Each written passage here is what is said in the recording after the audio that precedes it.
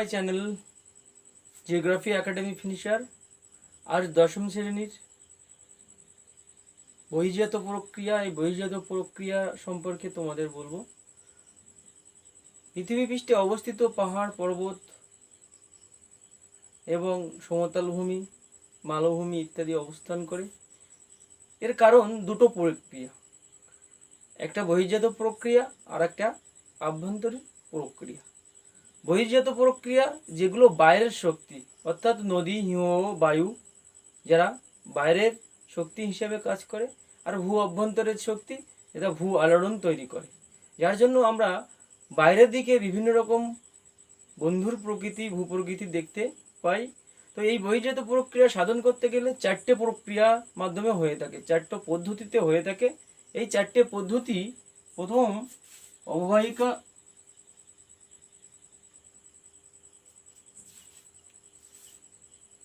এই বাইরের বহির্জাত প্রক্রিয়া সাধন হয় চারটি প্রক্রিয়ায়।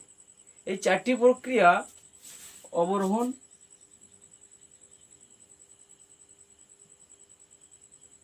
বা ক্ষয় সাধন,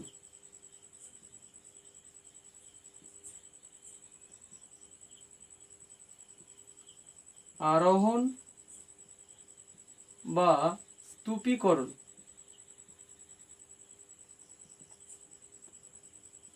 পর্যায়ন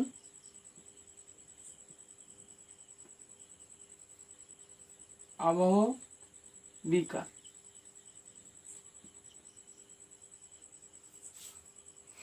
তোমরা এর অর্থের মাধ্যমেই বুঝতে পারছো যে এই প্রক্রিয়াটা কি। অবরোহণ অর্থাৎ ক্ষয় সাধন। অবরোহণটা হচ্ছে যে প্রক্রিয়ার মাধ্যমে উঁচু ভূপৃষ্ঠের উঁচু স্থান ধীরে ধীরে ক্ষয়ের ফলে নিচু হয়, সেটাকে আমরা কি বলি? অবরোহণ বলি। আরোহণটা কি? যে প্রক্রিয়ায় এই ক্ষয় সাধন করা যে পদার্থগুলো, সেই পদার্থগুলো নিচু স্থান সঞ্চিত হয়, হয়ে উঁচু হয়, তখন তাকে আমরা কি বলবো? আরোহণ বলবো। আর পর্যায়নটা কি?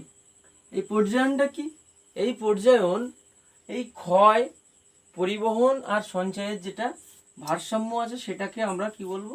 পর্যায়ন বলবো। আর আবহাওয়া বিকারটা কি?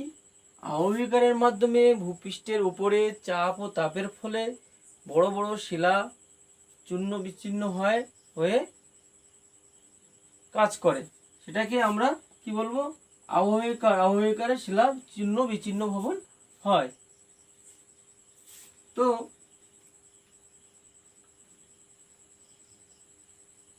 জলচক্রের অংশ হিসেবে নদী কি, গুরুত্ব কি?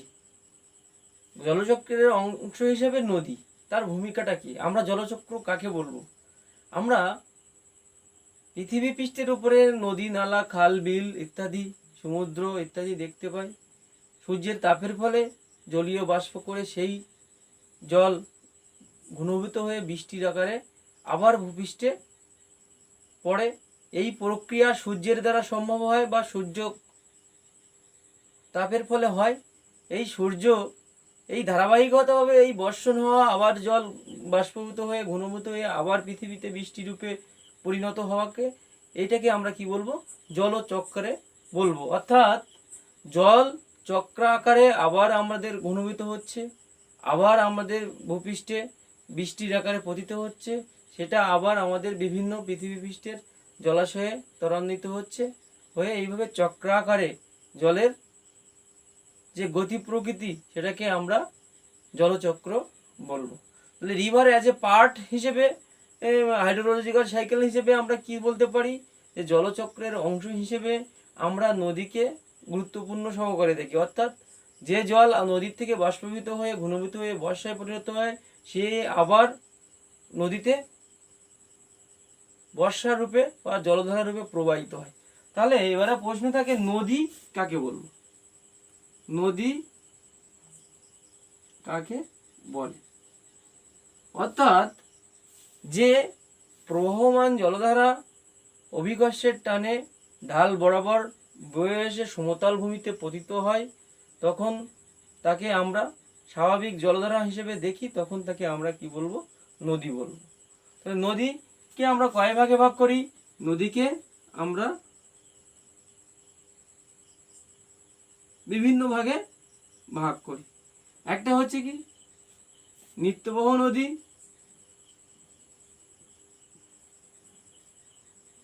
অনিত্যবহ নদী,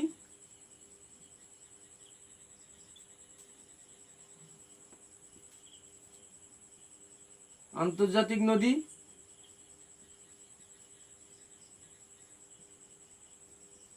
আর বাহিনী নদী।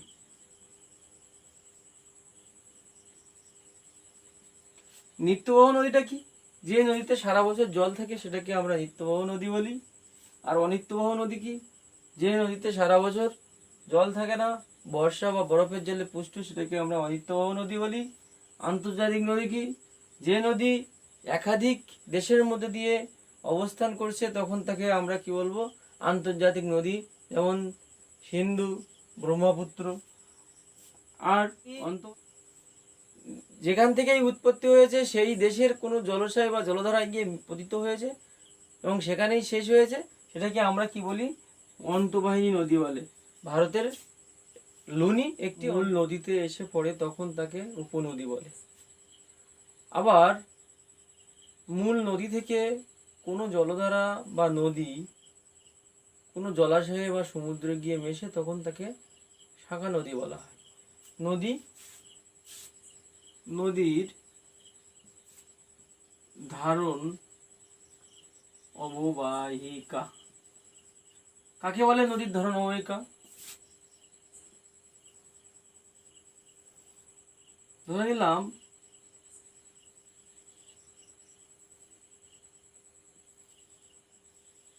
এটা নদী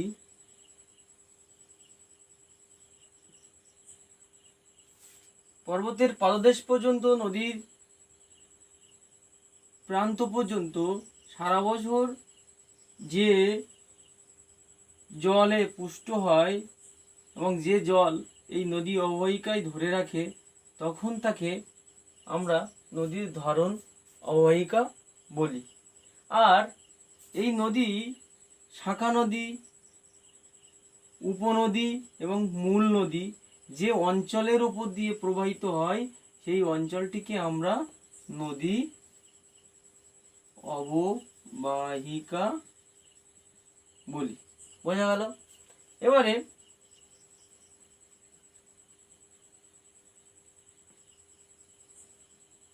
জলবিভাজিকা কাকে বলবে?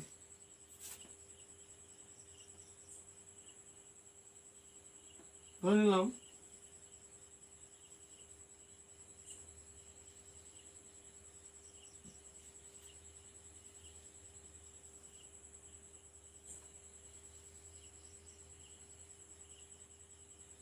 উচ্চভূমি, এটা নদী এখান থেকে